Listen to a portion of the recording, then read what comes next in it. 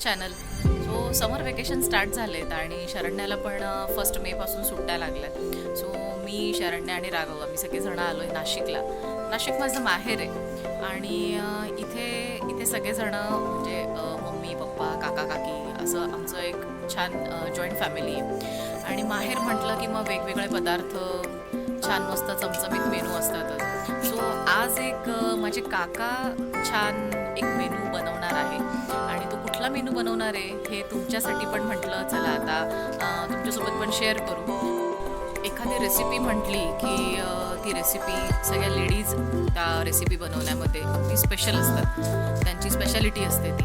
पण आमच्याकडे ना सगळेच जण एकदम शेफ नाही म्हणता येणार, मास्टर शेफ आहेत. माझे काका झाले, माझे पप्पा झाले, ह्या दोघांनाही ना खूप अशी आवड आहे. असं कधीतरी काहीतरी वेगळं करायचं म्हटलं ना की ते खूप अगदी सगळं त्यांचं काय म्हणतात ना असं झुकून देतात आणि खूप छान बनवतात ते. आणि छोटी मोठी रेसिपी नसते, एकदम अशा छान त्यांच्या मोठ्या मोठ्या मस्त इंटरेस्टिंग रेसिपी असतात.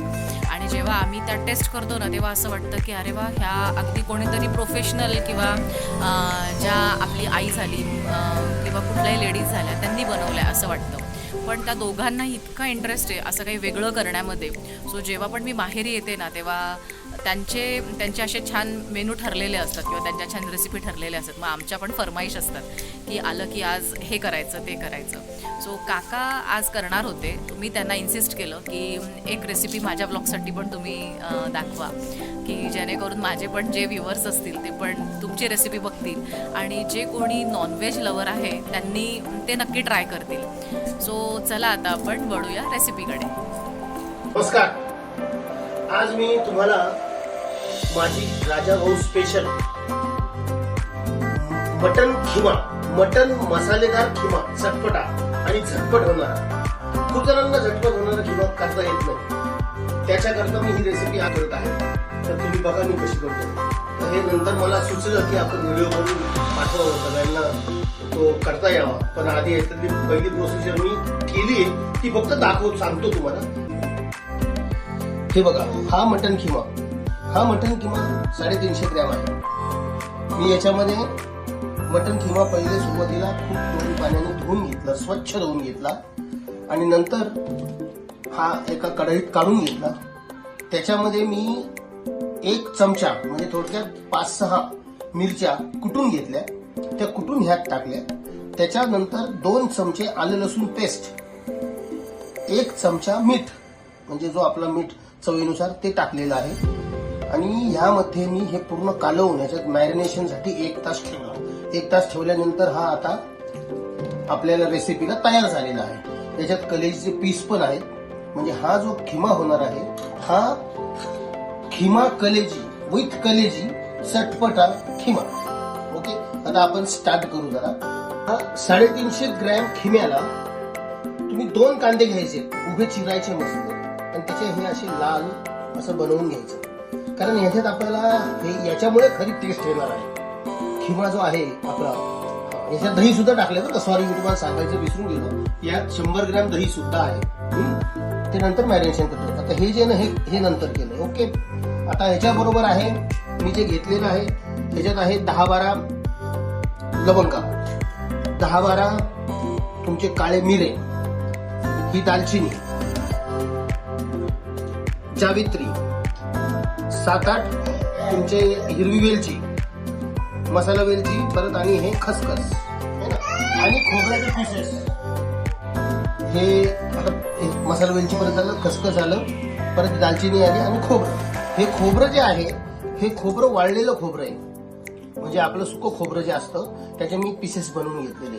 आता हा जो आहे ना हे आपल्याला पाणी न टाकता वाटून घ्यायचं आहे. म्हणजे हा आपला गरम मसाला आहे. ओके, आणि ही कसुरी मेथी ही कधी टाकायची मी तुम्हाला सांगेन नंतर. हे बघा, हे आहे तमालपत्र, 2 चमचे धना पावडर, 1 चमचा हळद, 1 ते 1.5 चमचा लाल तिखट आणि 1 चमचा तुमचं काश्मीरी मिरची पावडर. हे एवढे इन्ग्रेडियंट्स आहेत. बाकी काही नाही, एकदम सोपी, सरळ आणि साधी आणि खूप टेस्टी बनणार. ओके, आता हे अर्धा वाटी आपण जे कांदा तळला होता बरं का, तेच तेल वापरायचे. ते तेल आपण आधी कढईत टाकून घेऊ. टाकून. ओके, ते टाकल्यानंतर थोडंसं तेल गरम होऊ द्या. गरम झाल्यानंतर आपल्याला हे ते 2 तेजपत्ते टाकायचे. मॅरिनेशन केलेलं आहे तो आता आपण लगेचच टाकायचा आहे. मी टाकतोय बघा. हे अंगावर उठेल, जरा लांबून टाकायचं आणि गॅस हा जोरातच ठेवायचा, फास्ट ठेवायचा.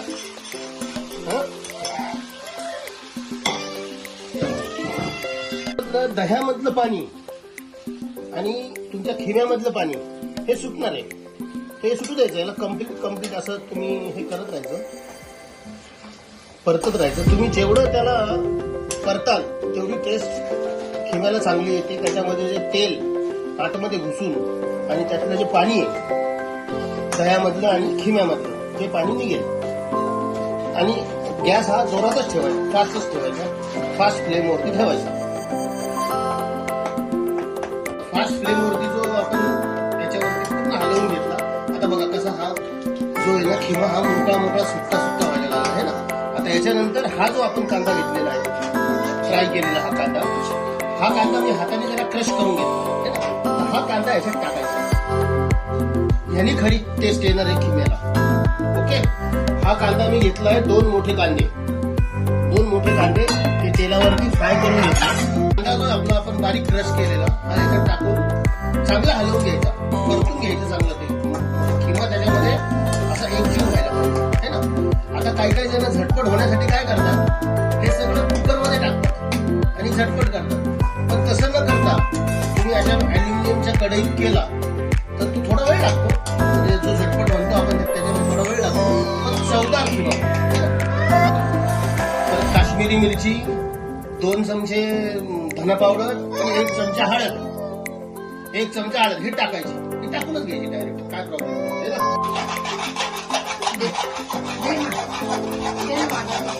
आपण ह्याच्यात मीठचे मॅरिनेशन करताना 1 चमचा घातलाच होता बरं का.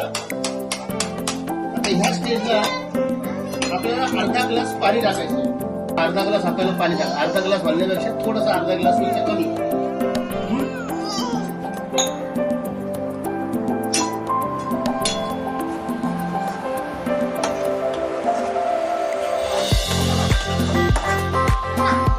हातावर अशी थोडीशी अशी गरम करून घेतली. फक्त ती सगळी हातावर घ्यायची. आता कसुरी मेथी टाकल्यामुळे कुठल्याही गोष्टीला, कुठल्याही व्यंजनाला चव येते.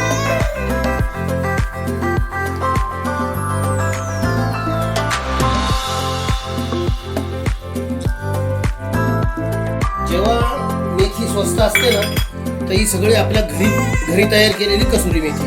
आता लिंबू आपण रस ह्याच्यात टाकणार. जास्त टाकायचं नाही, तर मग जास्त आंबट होतं. हे झाल्यावर थोडं एकदा परत हलवून घ्या वरच्यावर आणि अगदी मीडियम फ्लेमवरती हे ठेवायचं आता है ना. आता जवळपास खिमा मसाला, चटपटीत खिमा मसाला तयार होणार अजून 10 मिनिटं.